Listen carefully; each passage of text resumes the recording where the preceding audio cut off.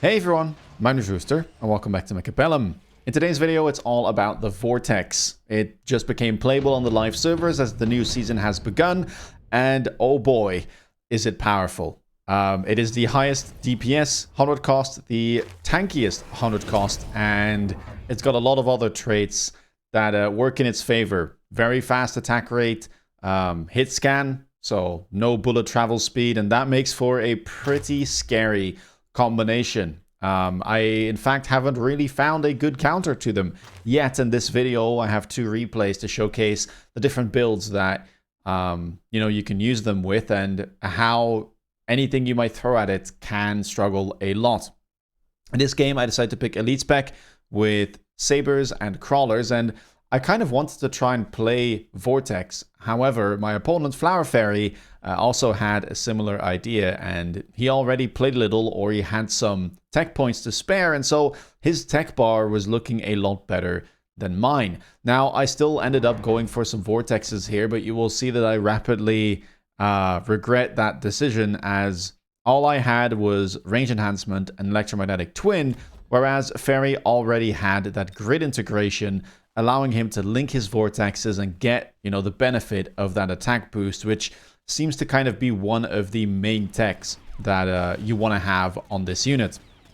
Now, on round 1 here, I should still be fine. I do have the advantage, of course, of having the vortexes at level 2, and I should be able to snowball a little bit, but if the game goes on long enough, I won't be able to match the techs, since I simply don't have, the tech bar that I would want yet. We do end up in a bit of a crossfire, and I get the right side tower first. I should be able to win here with the help of my fire badgers. My chaff clear is a little bit better, and again I do have the benefit of those level 2 vortexes and, well, the double DPS basically. So round 1 here, quite successful, and here round number 2 we immediately get unit reinforcements. I was most afraid of the Wasp in this scenario. My opponent already has Mustang, so he doesn't really have to worry too much about Wasp, but I do need to counter them, so the best option seemed to be the Fangs. I was a little bit surprised to see that Fairy doesn't end up going for the Wasp, instead prioritizes the deployments here, goes for Fang, and potentially uses them, well, to tank for his other units. He goes for grid integration here. Oh no, never mind. Electromagnetic twin gets clicked on round 2. Which is rather expensive, and I don't think it does too much just yet. It will definitely help out with the DPS, but it feels like that tech is especially powerful once you get grid integration. The only problem here is that currently the vortexes are kind of far apart, and so they won't be able to link up just yet. You would have to throw some in between them because they have to be within 25 meters of another vortex for this to work. Now I decided to pick up the Fangs, kind of throw them in the back, and go for another Fire Badger here on round 2. I was thinking about throwing something on the flank to be able to instantly kill this Crawler and kind of pull his army apart, but I didn't really want to sacrifice a level 2 Fire Badger for that on round 2. I would much rather do that on round 3 or 4, and so I will simply be pairing this Fire Badger with a Vortex of its own on the left side of the field and hope that they can contest the attack. Right side, we do have a Vortex here as well. And we can see that if you park the Vortex in front of the tower, then the Mirage actually gets stuck behind the tower, unable to move around it. A little bit of a pathing problem there. And, well, we do manage to overwhelm. Right now, it doesn't seem like that Mirage is doing so much, and I think overall the level advantage is still making a big difference, so I do manage to win. And hopefully I can just get a bit of a lead and tempo out Fairy in this particular game, because as I mentioned, long term it's just not really viable for me to try and play Vortexes. Round number 3, Laser Sight shows up.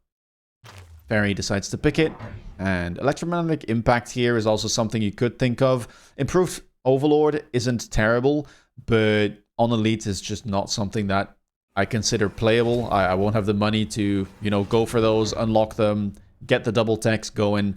So it really should just be about either Laser Sight or Electromagnetic Impact here.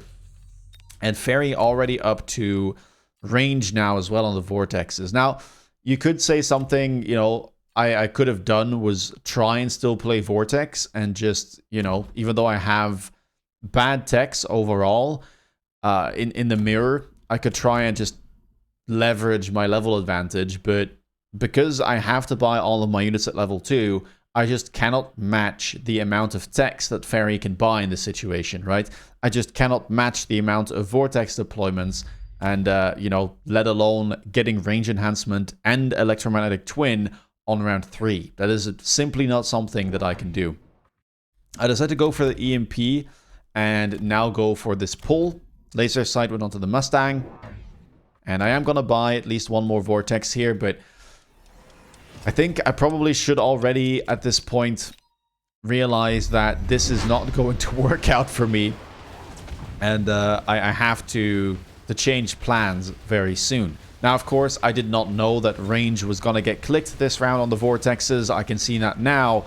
But yeah, I think we have to try to pivot. And into this board, I felt like Hacker should be pretty good. Considering there's a lot of mid-sized units, a lot of things to hack. Right side now losing, and that range is making a massive difference as my level 2 Vortex is unable to do anything. And keep in mind, my opponent doesn't have a ton of chaff clear here. Now, granted, I don't have, you know, a crazy amount of chaff either, but this right side is just DPS units and a Fang pack, and it's getting through, you know, 3 crawler packs and a Fang just fine. And I think that's kind of the power of this unit. Its tech bar really incentivizes you to spam it because of grid integration, the way it works with electromagnetic twin, and some of its other techs, right? Like the accumulator shield, which honestly isn't that popular right now. But a lot of its techs just, you know, work very well if you spam a ton of them. And so that seems to be the best approach currently, and one that is extremely hard to deal with. So this particular round, we have a couple of items, some big spells. I think that it's probably too expensive here. I could go photon coating on one of my fire badgers. I don't think that would be terrible. But I thought to myself, if I sell one of my units here, can I buy a hacker? Because buying a hacker would cost me, I believe, 700. And that might not be a bad idea this round. I decided to sell out of something here. Not quite sure what it was. Keep in mind, I don't have any anti-air either. Oh, I guess I go for range badger first, wanting to solve my chaff clear problem. But I think on this particular round, I probably should already be trying to go for something like that hacker. But I guess it'll come out next round. The range here is not terrible, but my opponent doesn't have a ton of chaff. And the big problem is that the Vortex is just so tanky, right? 8,000 hit points at level 1 for 100 cost is crazy. It's really, really insane. Arclight was the tankiest unit prior to this, at least as a single body, and that barely has 5,000 hit points. So it's a big difference between that and this new unit. And yeah, you can see that I just do not have the DPS required to take these guys down. And, well, I get farmed. The Vortexes all grab the experience to get levels. And now I really, really need to get something going here that can take these out or take them over. And yeah, round number 5, we already have triple tech Vortexes. And 1, 2, 3, 4, 5, 6, 7, 8, 9, 10, 11, 12 Vortexes on the board. No chaff clear units apart from this one Mustang, but it just does not seem to matter with the 1.3 seconds attack speed and, you know, the no bullet travel time, the hit scan shots that they fire.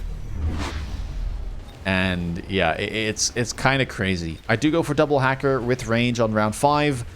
About the earliest I could afford them. Last round I could have bought hackers, but I wouldn't have the money to go for range enhancement on them. This seems to be going all right. But yeah, this barrier tech, it's not that good, but it is quite good against specifically hacker, which I decided to go for this game. But I feel like there just wasn't that much else I could do. I think without the barriers popping, and you can see they do stay in place, I probably would have been fine with hacker. But the barriers just end up breaking some of the hacker shots, and I just don't get to take over as many vortexes as I would like. Round number 6, unit reinforcements show up. And here I probably should have gone for something like Farseer, if only to try and deal with my lack of anti-air, because that is a bit of a concern right now. Ferry does go for the Farseer themselves. And I guess if I don't go for Farseer, it could just be a take and sell. I did kind of want to get barrier on my hackers and grab a couple more, so using the money here I don't think is a terrible idea either. But, you know, an air unit showing up at any point could cause a lot of trouble. EMP is back off cooldown. I decided to go for the melting point and sell. So, probably just trying to get that investment going onto the hackers. I EMP the left side. And we'll just have to see how this goes. Now, though, Chaff starting to get fleshed out for Ferry. Triple Crawler here, Triple Fang as well in front. My Chaff is not the worst, but it's certainly less. And, well, let's hope that we could somehow start taking over some of these guys. Also, note that the positioning here is not even,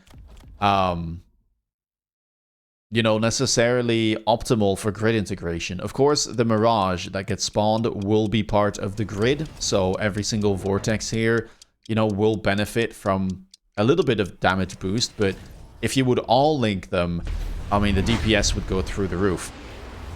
You can see that there are some clumps here that are linked, and yeah, the damage gets rather high already. 6,700 every 1.3 seconds on the level 3, which we do manage to take over, but it then doesn't get to benefit from the grid integration, of course, because it doesn't link between allied and enemy vortexes. Right side goes pretty well. Managed to take down the tower, and I should, with that, be able to take down these barriers as well. And looking like a pretty good round, but at 2,800 hit points, it's not quite gonna be enough to take down Ferry. 1,300 left. Round number 7. Redeployment shows up. I decide to pick it. Then I can use that to move my Badger away from the flank, for instance. I think it's the wrong thing, because I really wanted to grab heavy armor, but I just ended up misclicking. Redeploy is not the worst, though. And, yeah, I can use it to, like, retrieve a unit. Perhaps pair it with this hacker. Opponent here goes for Wraith. I was expecting an air unit. Again, like, I was aware of the fact that I was playing without any anti-air. So that needed to be fixed. I didn't know that Wraith specifically would get picked up. And so I decided to just go for Mustang, which should be able to deal with most air units. You know, Wasp or even things like Wraith. It's not as optimal as something like a Marksman or an AA Marksman, but I didn't want to gamble, you know, going for that type of a prediction play. Degen Beam gets picked up here. And we have triple Wraith. 2 of them itemized with heavy armor and laser sight.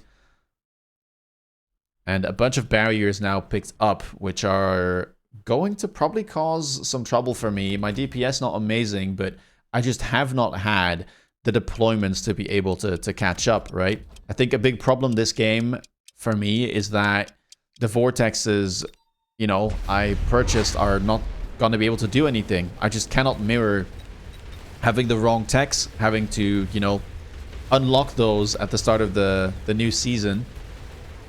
And yeah, that's cost me a lot of deployments here, which means that my hackers are getting stuck on the barriers, and even when we almost get through them, that is when that barrier attack on the vortexes start popping, and I get completely overwhelmed.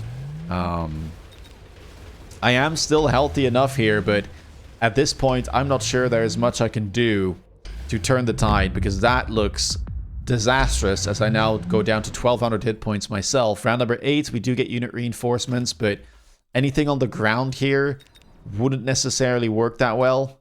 I decided to go for the Phantom Rays, which I wasn't too happy with, but I don't think anything else really made too much sense.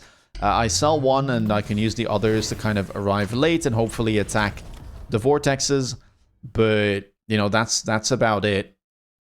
My opponent's anti-air is rather weak, so I could try and go into some type of air unit here, but keep in mind I am elite spec, so, you know, affording even a couple of Raidens would be very, very difficult.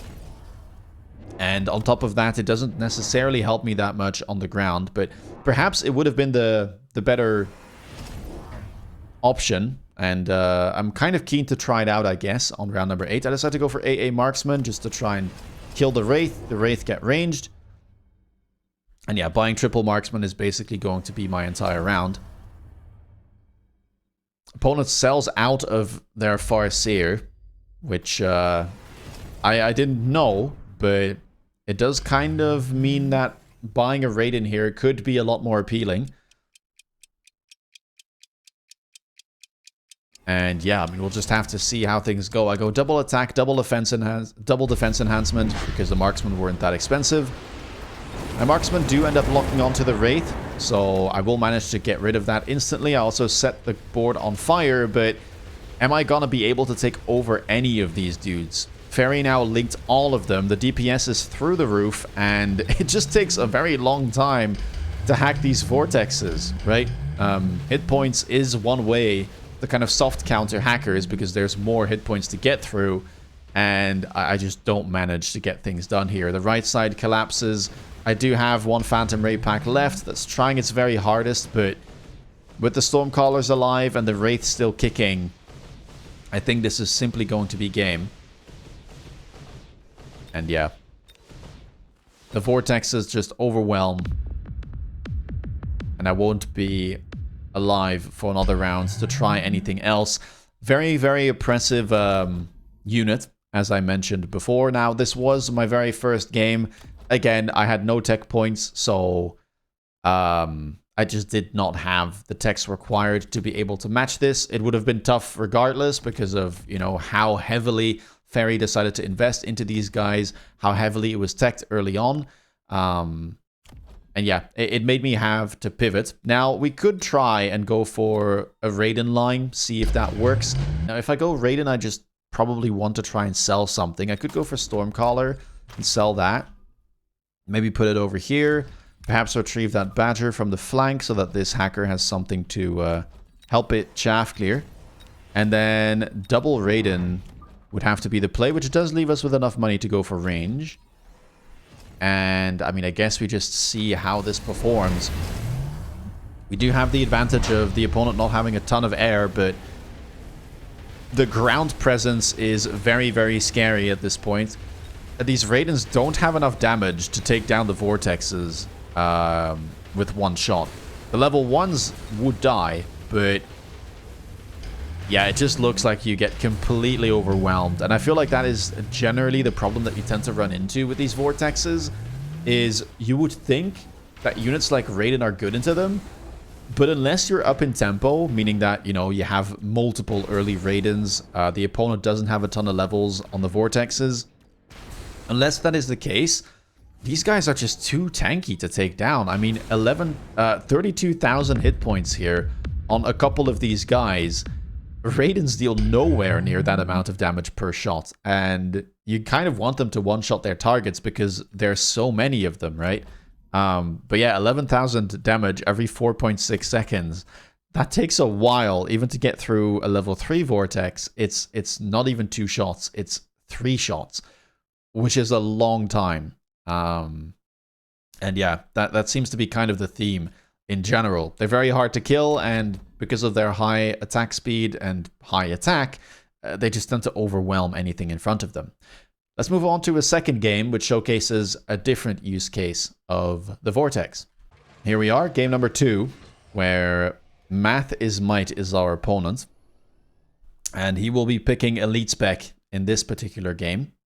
I just decided to go for the new pack that got buffed, Void Eye Fire Badger. It's not new as in it existed before, but it got a little bit of extra hit points, and I was keen to try it out.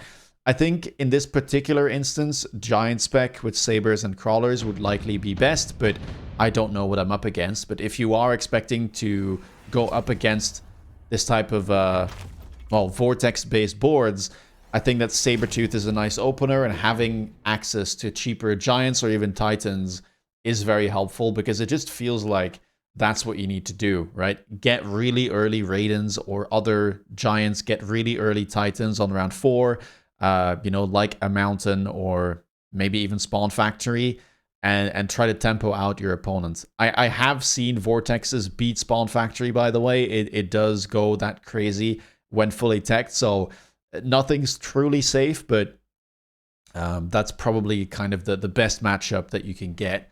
And yeah, early level 2 Vortexes here is just going to be a nightmare to deal with. 14,000 hit points on those guys at level 1.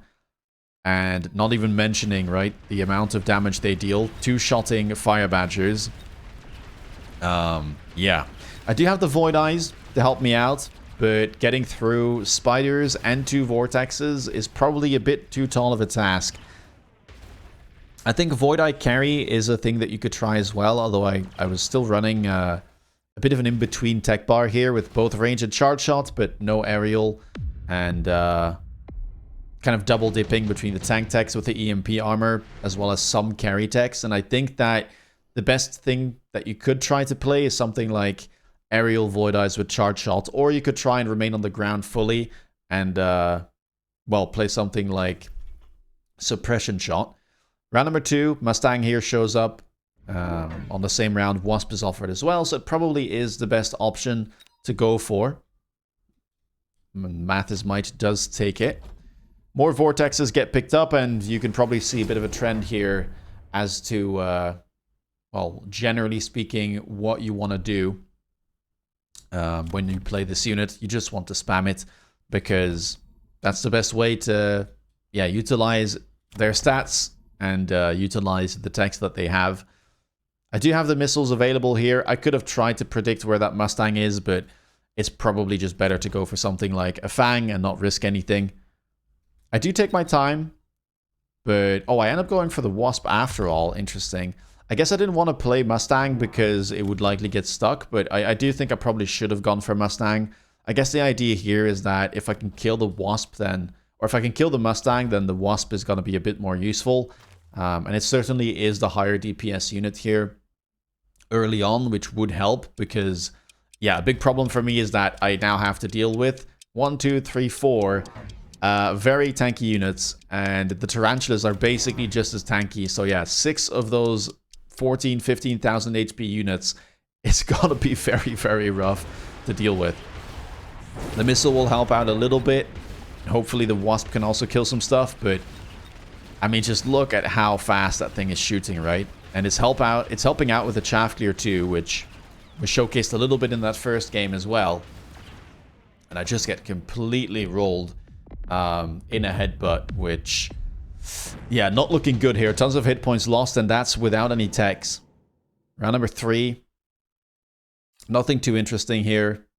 The thing is, you need very high DPS units to kill these, but the unit itself is very good into mid-sized stuff. So it's good into things like Badger, Hound, Steel Ball. So Steel Ball's kind of off the table as a counter, and that leaves things like Sabertooth. But, you know, if the Sabertooth are down a level, these Vortexes will just be able to fight back against it easily. And once you get to the attack boost techs, they'll be able to take them down very, very quickly indeed. Spider here gets sold. A barrier picked up as well to protect the Mustangs from my missile strike. And yep, that is just a line of Vortexes with, yeah, little to nothing I can do about it in terms of the DPS required to take it down. I decided to go for an Overlord here. I do skip a deployment, but I felt like I had to go air because there simply isn't anything in this game that can contest this on the ground. As I mentioned, Sabertooth would have been an idea, but I think it just gets overwhelmed. It's twice as expensive, and it doesn't even one-shot the Vortexes right now. I would have to probably double-shot them. And even then, right? Like, the attack speed is just significantly lower than that of the Vortexes, which is a big, big problem. So I decided to go boat, right? Avoid the units, go to the air, pick a unit that has a pretty high DPS profile, and hopefully we'll be able to take them down. And maybe I can scam around here. In fact, I will be able to, as it's kind of a good tower debuff timing, right? All of the units walk away from my Overlord. It turns, kills the Mustangs, and because Mathis might went for Grenade Launcher, the Fangs are unable to fight back here. But it's a nice little round of respite for me. But, you know, I'm nowhere out of the woods just yet. Mathis might still very healthy, and yeah, I mean, what do you even do here? Another Overlord, definitely mandatory. Smoke Bomb shows up, I decide to pick it. Hopefully my opponent doesn't go for another barrier, and I can just, you know, utilize that smoke. But, yeah, this is where you will see another tech being picked up. In fact, the Emergency Armor. When HP falls below 50% for the first time, it gets triggered, resisting all damage and becoming untargetable for 4 seconds. And the only way that this does not get activated is if the unit gets one-shot. But at level 2, there really isn't anything in this game that can one-shot it. 16,000 hit points is simply too high. So, yeah. Even though my smoke lands, I just get completely overwhelmed on the ground, right? The Vortexes chaff clear too quick, they deal too much DPS, they're too tanky, they buy themselves even more time with that grid integration tech, and at this point, I don't know what to do. Tarantula here shows up, I just decide to pick and sell it because I will need a lot of money to be able to afford the techs on my Overlords, to be able to, you know, fix perhaps some chaff clear problems. And the thing is, because of the grid integration, you can just play the Vortexes as your front line, right? It doesn't matter if they get insta-locked, because they will break that lock the moment that Emergency Armor gets triggered. Missile here gets used to try and kill a Mustang. I will try and go for oil. And, yeah, I decided to move the missile at the last second because I wanted to try and perhaps burn the Mustangs in that fire. Left side does get attacked with a barrier protecting the Stormcallers on the line. And I do add another Overlord with Launcher Overload now. I don't think range here is that required. It doesn't really make a big difference. The Marksman currently won't be locking on. And either way, even if I had range, the moment all of my ground units die, the Marksman will find the lock-ons anyway. So you can see I do get those insta-locks, but yeah, the unit just protects itself, goes into that untargetable mode, and it's not very nice to deal with. I do get tower debuffed there with the help of the Stormcallers, and despite me using fire and getting insta-locks on the unit I want to kill, yeah, this is just not looking good whatsoever.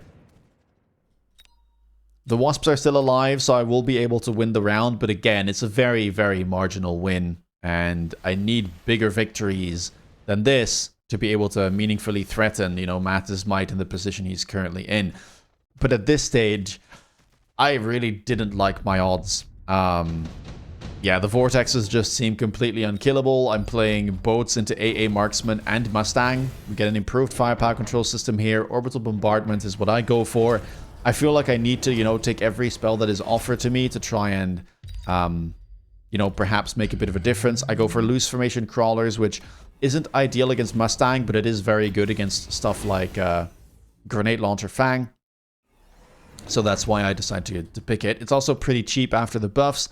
And, yeah, counterfire here gets picked up on my Badgers, adding a little bit of tankiness. If the Fangs happen to shoot at them, then, you know, I get to benefit from the boost. I could have gone for Scorching Charge. It is something that I was thinking about, but I think a big problem there would have been that I would also start killing my own chaff. And if I start killing my own chaff, then the AA Marksman and now the AA Mustangs too would just get, you know, very rapid lock-ons onto my Overlords. I am going temp range. Again, I am delaying buying range enhancement on the boats. I don't think it makes a big difference as I'm already, you know, getting the insta-locks here onto these units. And, yeah, anything currently is sitting in front of my Overlords.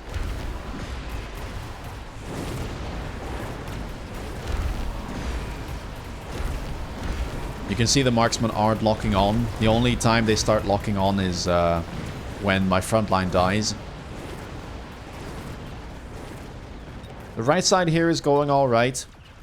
The Overlord is getting through. The bombardment did manage to kill all of the enemy marksmen. But again, not a massive round. And the Mustangs are just completely taken over right now. Level 2 with range and AA.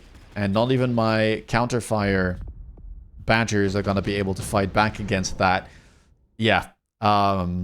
This game looks really, really awful. But I think it's a good showcase because, one, it shows, you know, how powerful emergency armor can be in this tank role. And I think it also showcases how insanely powerful this unit is right now. It is just miserable to play against from my experience on the first day. Like, there just is not anything that beats these guys right now. You have to get into, you know, a tempo matchup where you play early sabers into this unit, but, you know, you don't necessarily know that your opponent will be playing them. You need to have, you know, access to things like giants very early on to be able to, you know, get that scaling going. But without those, it's rough. And even if you go into an early giant, I mean, you know, anything air-based, AA marksman is a good response, and you will likely end up losing the ground very heavily if you're not contesting it. And, well, that's the problem. You can't really contest it.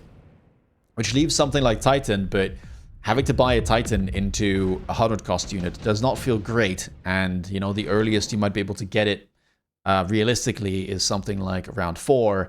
And that still leaves counterplay to your opponent. Keep in mind that these units can take down ground-based Titans as well. With, you know, grid integration, if you just build a line, the DPS will get high enough to where they just take down, you know, factories and perhaps even mountains. Round number 8. Yeah, nothing big here. I just need to buy as many, you know, techs, units, upgrades as I can. I will go for range enhancement here on the Overlords. I will grab the levels as well on my Overlords, which I already did last round, to try and maybe one-shot the Vortexes, but it just doesn't really seem to make a big difference.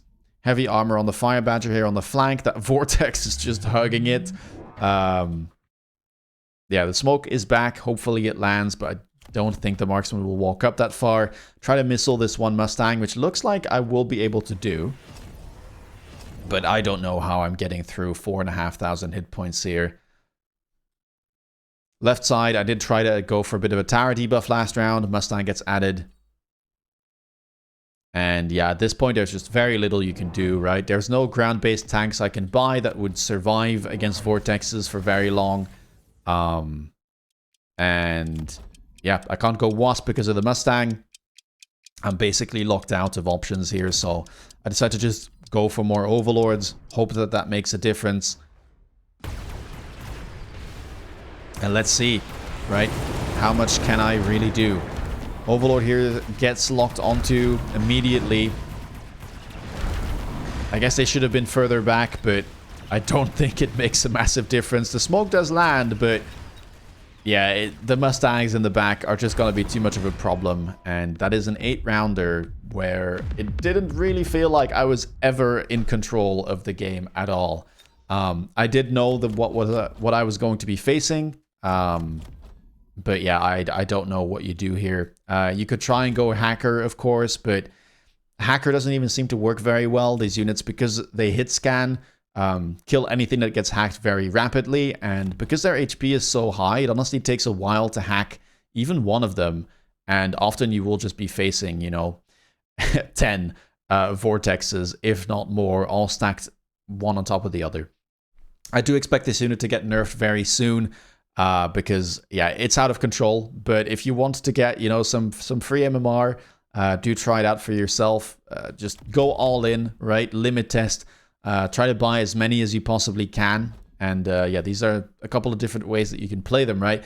Full carry with grid integration, range, twin, and even on the front line here with something like Elite Spec, it's fantastic. You immediately benefit from the levels, the tankiness, and then emergency armor just, yeah, it crushes basically anything. Anyway, if you like this video, please leave a thumbs up. Let me know in the comments down below what you think about the Vortex. Have you had the same problems as me trying to counter it? Have you had a lot of fun, you know, trying it out for yourself? Let me know. If you want to stay up to date on my latest content, please consider subscribing. And if you want to see me play live, check me out on Twitch. With that being said, take care guys, and see you in the next video. Bye-bye.